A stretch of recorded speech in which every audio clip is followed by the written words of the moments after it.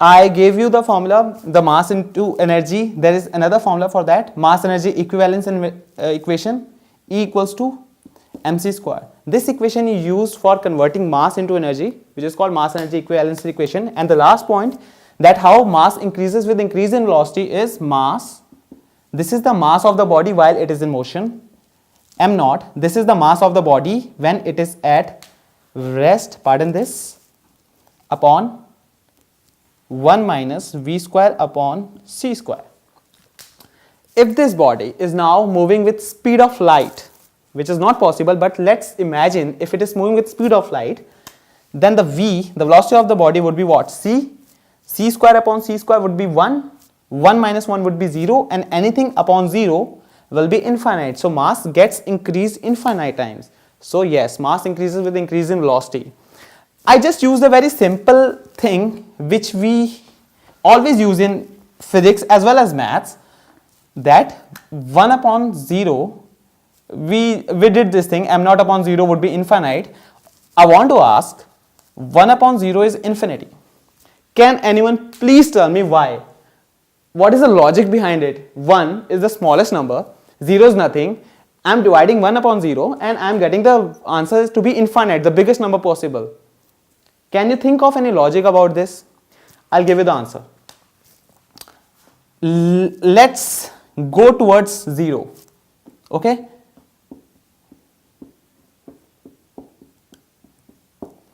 What I'm doing is, I have started from points 1 and I'm going towards 0. When I'll do this, I'll get, this goes up and I'll get 10. If I'll do this, I'll get 1000, right? If I'll do this, I'll get even a bigger number. So closer you goes towards 0, bigger your answer becomes. So ultimately, if you go to 0, your answer would be the biggest number possible, and that is why it is called infinite. Please remember this logic. Yes, you can bug your teachers with this. No, but don't do that. So we have just discussed few properties and few difference between mass and the charge. And the answer to that question which I left, do you know, you can name any particle which has 0 rest mass, the answer would be photon. How? Simply use the same formula which I gave you, m naught upon under root 1 minus v square upon c square. That means rest mass of the body would be equal to, this goes there, multiplied by under root 1 minus v square upon c square. Now we all know that the photons, they travel with the speed of light. So this thing becomes 0. So rest mass is 0. Yes, photons have rest mass 0. Okay, so this was how charges are formed. How it was given name positive and negative. What are the properties they experience. When we started, not us, when our ancestors, when they started studying about this particular topic, the charge, they've encountered physical experiences. For example, if this is a glass rod and this is a plastic rod, and if they are rubbed by wool or fur, cat fur, whatever, they will acquire some charge and they'll start repelling or attracting each other. That is how everything started. So there must be some force associated with the charge. Also, charge has properties.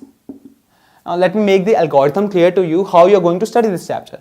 Properties of positivity and negativity, also being neutral. Then after properties, how to detect. What do you think the basic basic experiment would have been which has detected the charge? The Goldleaf Electroscope. Goldleaf Electroscope is the simplest device which detects the charge. What is it made up of? There is this stick, this is basically conducting in nature, and there are gold leaves. There are thin sheets of gold, very thin sheets of gold, quite less with the mass, and this particular part is provided with another conducting material from which we can give charge to this body. What happens is, if I give positive charge I am not going towards conduction and induction and the properties, how to transfer the charge. I'm giving you the example and the thing that how Goldleaf electroscopes used to detect the charge. When I gave this positive charge to this body, this acquired positive charge, the charge transferred to this part and this part as well. So because of the tendency that both are having the same kind of charge, they repel each other. The leaves of the gold leaf initially were like this. When the charge came into those leaves, they got separated. You can also do this experiment at your home. Take a thin strip of paper, a very thin strip of paper. Let's say this quite thin. A thick paper would do, thin sheet of paper, and then fold it in half. Iron the charge. Iron this this sheet of paper. Iron it. When you'll iron it, and then when you'll fold it from here, what you will see. You fold it and then you leave it, you will start seeing that those leaves will automatically start separating themselves, because while you were ironing the paper, what happened? The charge got induced, the charge got produced or induced in the body. I will not confuse you with the term production or induction. There are difference. For now, just consider the charge got produced in the body and they started repelling it. It just works like a Goldleaf electroscope. So once you know how to detect the presence of charge, you need to measure it, right? Or how to detect, I should rather write it like this. They have properties, then how to produce induced charge on a body, and then you will measure the electric force between any two charges. This is how you will go. It will be simpler in this way. We have studied about how charges came into existence. Now we have already discussed the properties associated with charge and mass as well. How do we produce or induce charges on another body? This particular topic we will be doing after the electric force, because it has some relevance with electric field also. So I don't want you guys to get confused in doing those terms and this terms. So let's keep this topic entirely separately, okay? Let's go straight away to the electric force. It is the force by which any two charge repel or attract each other, known as Coulombs force. So what is Coulombs force? And in books, many books, they have written, instead of force, they have written Coulomb's law. So what does this law states? If there are two charges, Q1 and Q2, they are separated by some distance r, then the law states force of interaction. Mind my words, I am not using the word attraction or repulsion. All I am using is force of interaction. Force of interaction between any two charge is directly proportional to product of the charges and inversely proportional to square of distance between them. If I combine these two factors, I'll get force is proportional to Q1 Q2 upon r square, and to remove the proportionality sign, F is equal to, there will be some constant which will be introduced. The constant is K, Q1 Q2 upon r square, where the value of K is 9 into 10 raised to the power 9. Units will be, see, for those of you who don't know or you get confused with the units, see a very simple logic and you will never forget units. Keep the K here, move r square there and Q1 Q2 there. So ultimately for K, what you are getting is, K is F, move r square there, F into r square, Q1 Q2 there upon Q1 into Q2. What is the unit of force? Newton. What is the unit of distance square? Distance is SI into meter, so that means into meter square. As unit of charge is Coulomb, that means upon Coulomb square. This is the simplest way to remember the units. I would suggest you not to remember or cram or mug up any units ever. Just write down the formula and you will get the units automatically. You have to remember the basic how to obtain the unit, right? I'm going to change this word for now. Just in short, Coulomb's law, force of interaction between any two charge is directly proportional to product of their charges, the magnitude, and inversely proportional to square of distance between them. Combining these two factors, we got this. To remove proportionality sign, we introduce the constant of proportionality, and the value of constant of proportionality is this with the units. So what are we missing here? Is there anything we have missed in the force? We have missed one very important thing, that the medium. If you have made notes of this, I am rubbing it. Consider this is a free space. Remember my words. In your NCERTs or health books which you refer to, the word free space and the word vacuum and the word air, they all relate to single thing. So I am writing either free space or air or vacuum. There are two charges, Q1 and Q2.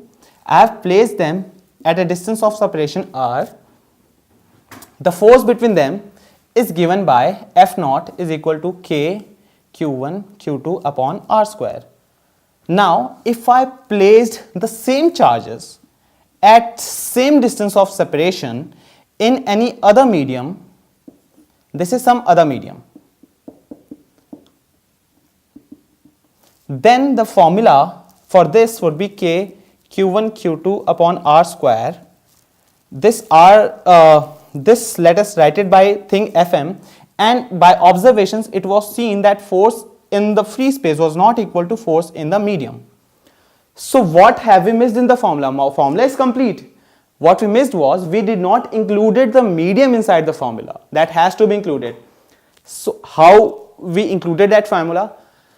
The constant was replaced by another constant which is called 1 upon 4 pi epsilon naught, whose overall value is exactly the same as that of the K, 9 into 10 raised to power 9 Newton meter square per Coulomb square, and this epsilon naught is called permittivity of free space. Permittivity of free space, its value is 8.85 into 10 raised to power minus 12. Giving you basics about the unit, epsilon naught is inverse to this K, 1 upon 4 pi epsilon naught. This K was replaced by this constant 1 upon 4 pi epsilon naught. Epsilon naught is inversely proportional to K, that means the SI units would automatically get inverse, that means Coulomb square upon Newton meter square.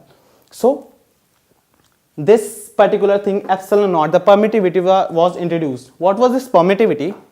Remember that experiment which we used to do while we were kids? We used to rub scale, the ruler which we use for drawings, we used to rub that scale on our head and we used to attract small bits of paper. Remember that? Now if I replace that scale with a stone, I start rubbing it on my hair and I try to attract the piece of paper, what will happen? Nothing.